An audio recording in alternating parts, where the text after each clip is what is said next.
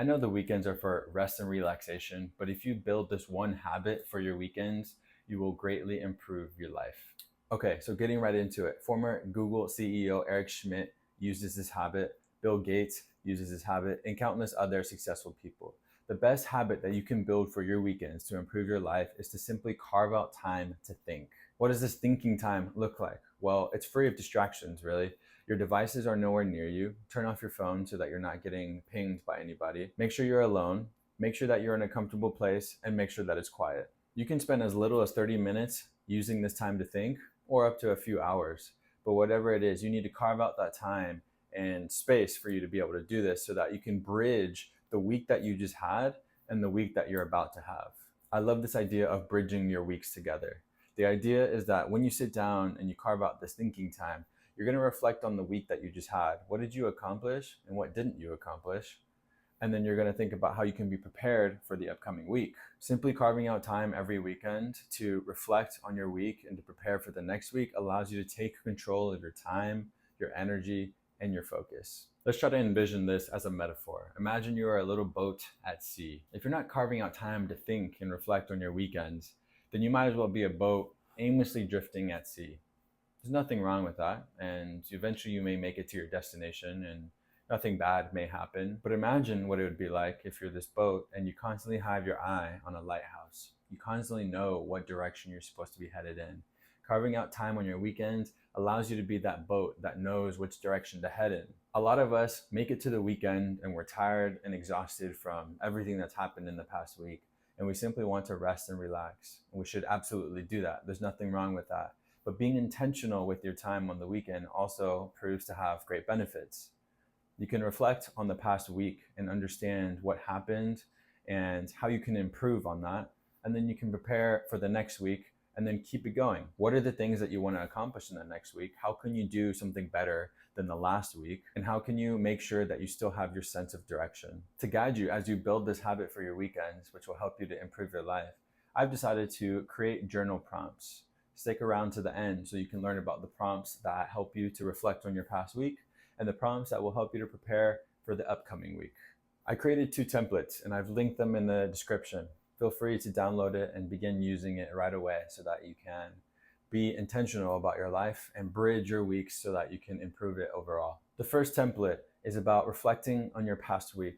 The first prompt that you will get is what went well from this past week? What actions, habits, or moments are you proud of? In thinking about these moments, you can try to ensure that they continue, that you have more moments and habits like those in your following week. And the beauty of that in thinking and highlighting those actions and habits is that if you continue to aim for them every single week, you'll eventually build them into lasting habits, and those will greatly improve your life. The second prompt is what didn't go as planned. Now, this one is super important to think about because things can and will go wrong, but it's important to reflect on why. One of the mottos that I live by is that you don't learn from experiences, you learn from reflecting on those experiences. How can you ensure that you don't make the same mistakes? How can you ensure that things go better the next time? Using this time that you carved out, you can truly figure out why something went wrong and how you can ensure it doesn't go wrong again in the future. The next prompt is what drained my energy? Now, this is arguably one of my favorite prompts because I, by nature, am constantly trying to preserve my energy for the things that matter.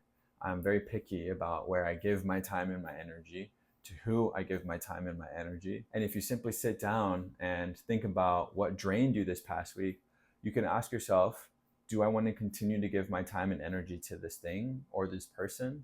And then you can make an adjustment. If it's something that you don't want to do this upcoming week, you don't put your energy there. And all of a sudden, you can put this energy to somewhere else. By filling out this prompt, you can identify what people, situations, or habits left you feeling frustrated or drained. And on the flip side, the other prompt is what gave you energy? In reflecting on what gave you energy, you can use this to your advantage. You can put more time and energy to these things so that in return you receive energy and you can put it back out into the world.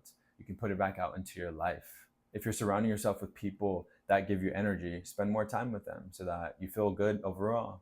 If you're putting yourself in situations, whether it's doing things for your health or you're learning new things and that gives you energy, you should obviously put more time and effort into those things.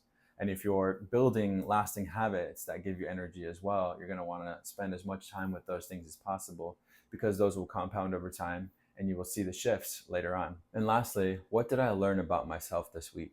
This one requires some self-awareness, but the beauty of it is that if you spend time every weekend thinking about this, I believe you'll form a great habit of developing this awareness where you're constantly paying attention to yourself, the moods and the emotions that you're experiencing throughout the week, what things are causing you to feel this. And eventually you'll be able to identify patterns and strengths and weaknesses that you can focus on. Once you fill out the prompts and you reflected on your past week, you're gonna have a much clearer picture of what actually happened. This is incredibly useful because then it'll help you plan for the upcoming week. And ideally, the upcoming week is much better than the last one. So the first prompt that you can use to prepare you for the upcoming week is, what matters the most this week? Choose 2 to 3 things that you want to absolutely focus on this week, and then don't worry about anything else. If you focus on too many things, you're going to dilute the time and energy that you can give to the things that you're trying to focus on. But instead, if you focus on just 2 or 3 things, you can give a little bit more. Personally, I would pair this prompt with the prompt of what drained my energy last week. In thinking about what drained my energy, I could then think of what actually matters to me. That will tell me what I should focus on this week. Along the same lines, the next prompt that you will fill out is, what can I carry over, complete, or let go of from the last week? Once again, this helps with alignment. You're thinking about what you focused on last week, and you're sitting there and you're trying to organize and plan for the next week. Get focused and truly understand where it is you need to divide your time and your energy, and then give it to this upcoming week. Once you get clear on those, then you can focus on this next prompt, which is, which small action or habit will help me feel my best? At the end of the day, we don't want to burn out, and it doesn't have to always be about productivity. We want to enjoy this process of improving our lives and designing a life of purpose. Habits are the invisible architecture of our daily lives. These tiny actions matter, as you will have heard me say many times throughout my videos and on my channel. Are the tiny actions or the tiny habits that you're going to focus on this week that help you feel good, going to bed on time or early, eating healthier, exercising more, communicating more with the people that matter to you.